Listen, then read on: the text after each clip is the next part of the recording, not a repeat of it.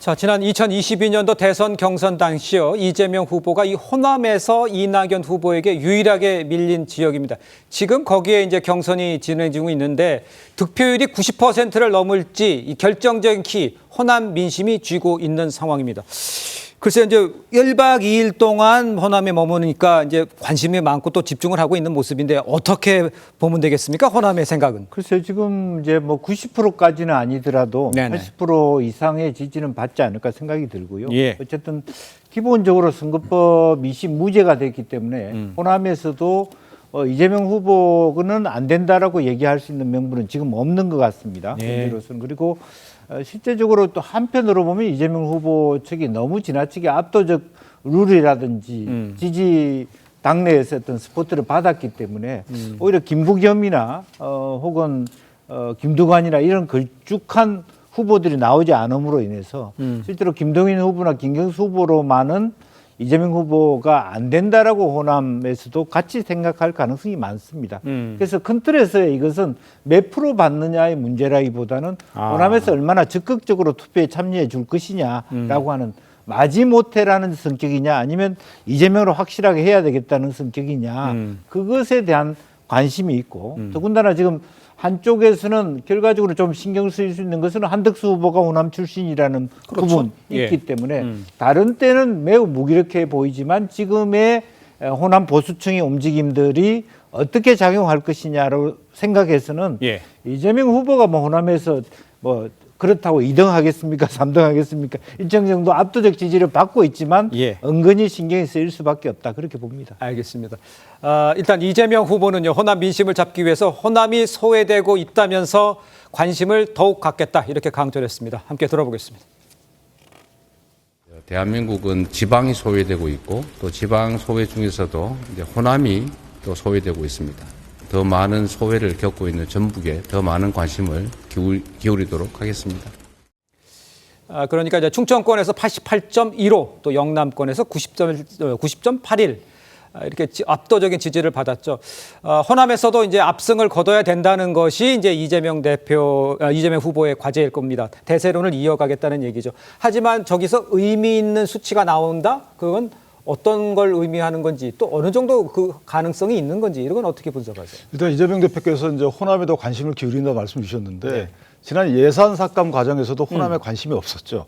사실 호남 지역의 SOC 예산도 네. 합의 다 돼서 올라온 부분도 깎았어요. 예. 그러니까 이제 사실 국회 운영과 이 후보의 언행은 약간 지금 일치하지 않는 면이 하나 있는 것이고 호남의 경우에는 이제 한덕수 총리의 고향이기도 하지만 사실 이낙연 전 지사의 활동도 있거든요. 그러니까 그렇죠. 반명으로 이탈되는 표를 최소한 막아야 되는 부분이 있고 예. 또 하나 문재인 전 대통령 때는 90%의 득표율을 했단 말이에요. 근데 지난 대선 때 이재명 대표의 득표를 보면 윤석열 전 대통령이 12에서 14%, 16%까지 가져갔어요. 그러니까 상당히 높은 득표율로 가져갔는데 이거를 거꾸로 얘기한다면 만약에 호남에서 90% 득표를 했다 그러면 이재명 대표가 이겼겠죠. 그런 0.73%의 차이를 극복하지 못한 것은 호남의 저조한 득표율이었다. 이렇게 본다면 이재명 대표 입장에서 보면 여러 가지 의미가 있는 거예요. 첫 번째는 호남의 적자가 앞으로 당을 장악하고 갈 수 있는 원동력이 되는 부분이 있고 가까이는 이제 본선에서 이길 수 있는 표심이 작동을 해야 된다는 거죠. 그렇겠죠. 그다음에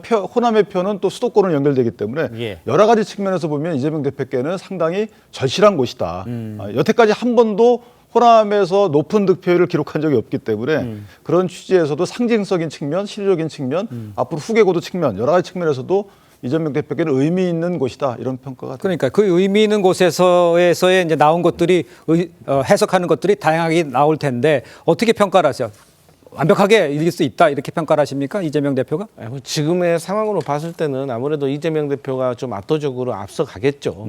그런데 이제 국민의힘에서 과연 그런 말씀을 할 수 있는지, 그러니까 90%가 넘으면 공산당이라고 하고 또 이제 90%가 안 나온다고 하면 또 흔들린다고 하면 도대체 이재명 대표는 몇 퍼센트를 얻어야지 국민의힘에게도 지적을 안 받을 수가 있는지 저는 궁금하고요. 예. 어쨌든 간에 호남 같은 경우는 상당히 쉽지가 않은 곳입니다. 그렇죠. 전략적인 투표를 예. 하는 것이고 또 말씀하셨듯이 과거 과거에 이낙연 후보에게도 조금 뒤졌던 곳이고. 근데 그것은 이제 이낙연 후보의 정치적인 자산이라든지 고향이 이제 호남이고 본인이 거기서 정치를 오래 하셨기 때문에 그런 예. 이 일도 있었지만 이번엔 좀 다를 것이다. 그리고 민주당 전체적으로 호남이 됐든 영남이 됐든 이번에는 불법적인 비상계엄을 제대로 심판하자라는 어떤 민심이 팽배하기 때문에 지난번과는 다를 것이다. 이런 말씀 드릴 수 있겠습니다. 민주당의 이제 경선 이야기이긴 하지만 국민의힘에서 보셨을 때 그 호남 민심에 대해서는 어떻게 해석을 하고 계십니까?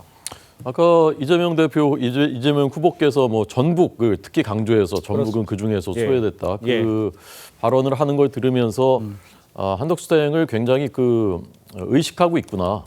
저는 그런 느낌이 들었습니다. 네. 전북은 사실은 여기에 그 정세균 전 총리도 있고요. 전북 민심은 전남, 광주와는 또 좀 다르게 예. 가는 그런 측면도 있는 것인데 이재명 후보 입장에서는 굉장히 불안한 거죠. 이번에도 실제로 지금 그 호남권의 투표율이 굉장히 낮다고 합니다. 다른 지역에 비해서 5%포인트 가까이 낮다라고 하고요. 아까 이제 강성필 부대변인께서는 그럼 몇 퍼센트 득표를 해야지 그 잘한 거냐라고 물어보시는데 제가 보기에 중요한 거는 득표율이 아니라 투표율이죠.